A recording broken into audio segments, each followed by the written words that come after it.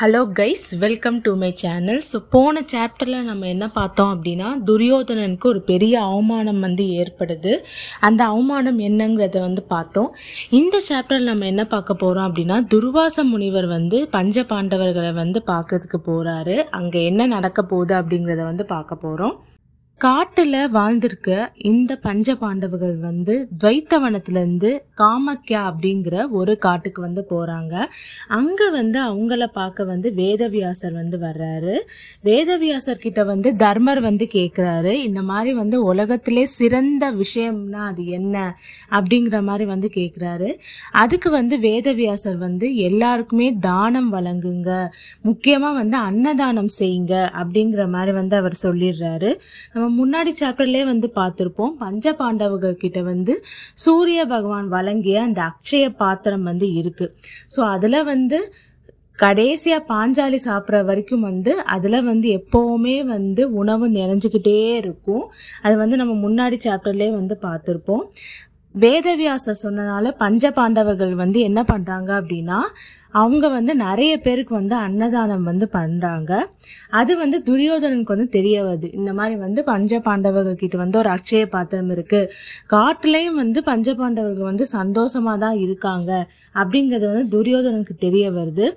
அது தெரிஞ்சதுக்கு அப்புறம் அவருக்கு ரொம்ப கோபம் வருது. எப்படியாச்சும் இவங்களை பழி வாங்கணும்னு நினைக்கிறாரு. அவருக்கு என்னன்னா ஒரு செய்தி வருது, இந்த மாதிரி நாளைக்கு நம்மளுடைய அவைக்கு துர்வாச முனிவர் வர போறாரு அப்படிங்கிற மாதிரி துரியோதனனுக்கு ஒரு செய்தி வருது. அதை கேட்டு அவர் ரொம்ப சந்தோஷப்படுறாரு. எப்படியாச்சும் இந்த துர்வாச முனிவரை பஞ்ச பாண்டவர்களுக்கு எதிராக திருப்பி விடணும் அப்படின்னு சொல்லிட்டு யோசிச்சுட்டு இருக்காரு, என்ன பண்ணலாம் அப்படின்னு சொல்லிட்டு. அடுத்த நாள் துரியோதனோட அவைக்கு, அதாவது அஸ்தினாபுரத்துக்கு துர்வாச முனிவர் அவருடைய 100 சீடர்களை கூட்டிட்டு வர்றாரு. எல்லாரையும் ரொம்ப நல்லா கவனிக்கிறாரு துரியோதனன். துர்வாச முனிவருக்கு என்னென்ன எப்பப்ப தேவையோ எல்லாமே அவர் செஞ்சு கொடுக்கறாரு. அவர் இப்படி பண்றதை பார்த்து துர்வாச முனிவருக்கு ரொம்ப சந்தோஷப்பட்டு துரியோதனன் கிட்ட கேக்குறாரு, உனக்கு என்ன வரம் வேணும் அப்படிங்கிற மாதிரி கேக்குறாரு. அதுக்கு துரியோதனன் என்ன சொல்றாரு அப்படின்னா, காட்டுல இருக்க பஞ்ச பாண்டவர்களை நீங்க போய் பார்க்கணும், அவங்க கிட்ட போய் நீங்க அன்னதானம் கேட்கணும், அதுவும் பாஞ்சாலி சாப்பிட்டு முடிச்சதுக்கு அப்புறம் நீங்க போகணும் அப்படிங்கிற மாதிரி துரியோதனன் துர்வாச முனிவரை தூண்டி விடுறாரு.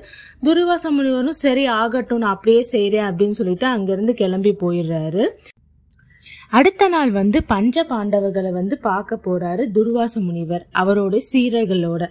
அங்க துர்வாச முனிவரை பஞ்ச பாண்டவர்கள் வரவேற்கிறாங்க. இப்ப தர்மர் துர்வாச முனிவர் கிட்ட என்ன சொல்றாரு அப்படின்னா, இங்க பக்கத்துல ஒரு பெரிய புனித நதி இருக்கு, அங்க போய் நீங்க குளிச்சுட்டு வாங்க, உங்களுக்கு என்ன தேவையோ நான் செஞ்சு தரேன் அப்படிங்கிற மாதிரி சொல்றாரு. அதை கேட்டு துர்வாச முனிவரும் சரி அப்படின்னு சொல்லிட்டு, நான் குளிச்சுட்டு வரும்போது திரௌபதி கிட்ட சொல்லி எங்களுக்கு உணவு தயார் பண்ண சொல்லு அப்படிங்கிற மாதிரி சொல்லிட்டு அங்கிருந்து கிளம்பி போயிடுறாரு.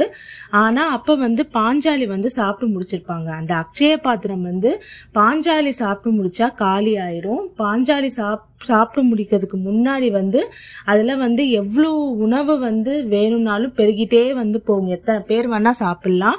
ஆனா பாஞ்சாலி சாப்பிட்டு முடிச்சா அதுல உணவு தீர்ந்து போயிடும். பாஞ்சாலி சாப்பிட்டு முடிச்சிருப்பாங்க. அந்த சமயத்துல அவங்களுக்கு இதை கேட்டதுக்கு அப்புறம் என்ன பண்றதுன்னே தெரியல. இப்ப உணவே இல்லையே, என்ன பண்றது அப்படின்னு சொல்லிட்டு யோசிக்கிறாங்க. பாஞ்சாலி ரொம்ப கவலைப்பட்டு கிருஷ்ணரை வேண்டுறாங்க, இந்த ஆபத்துல இருந்து நீங்க தான் என்னை காப்பாத்தணும் அப்படின்னு சொல்லிட்டு. உடனே அங்க கிருஷ்ணர் வந்துடுறாரு.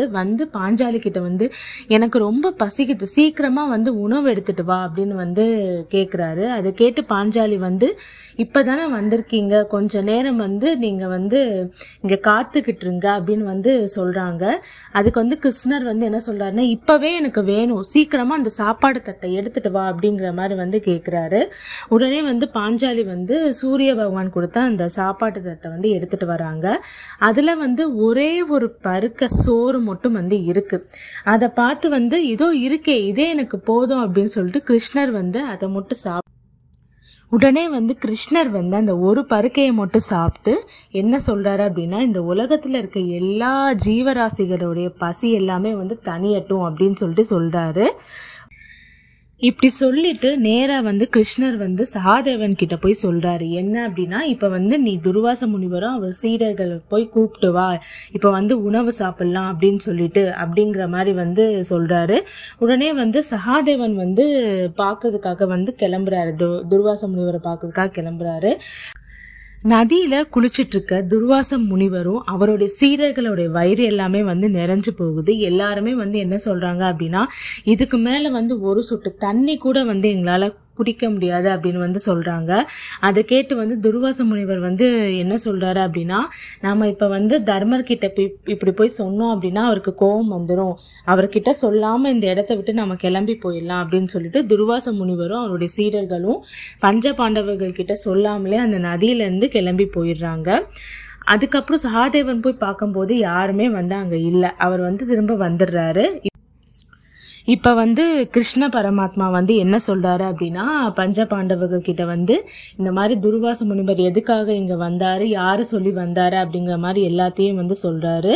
திரௌபதி என்னை கூப்பிட்டனால நான் இங்க வந்தேன் அப்படிங்கிற மாதிரி வந்து கிருஷ்ணர் சொல்றாரு. அதை கேட்டு பஞ்ச பாண்டவர்கள் வந்து எப்படியோ இந்த ஆபத்துல இருந்து நம்ம வெளியே வந்துட்டோம் அப்படின்னு சொல்லிட்டு ரொம்ப வந்து சந்தோஷப்படுறாங்க. இதோட வந்து இந்த சாப்டர் வந்து முடியுது. இந்த சாப்டர்ல வந்து துர்வாச முனிவர் வந்து பஞ்ச பாண்டவர்களை போய் பார்க்கும்போது என்ன நடந்துச்சு அப்படிங்கிறத வந்து பார்த்தோம். அடுத்த சாப்டர்ல வந்து ஜெயரதன் வந்து பஞ்ச பாண்டவர்களோட வந்து சண்டை போடுறான்.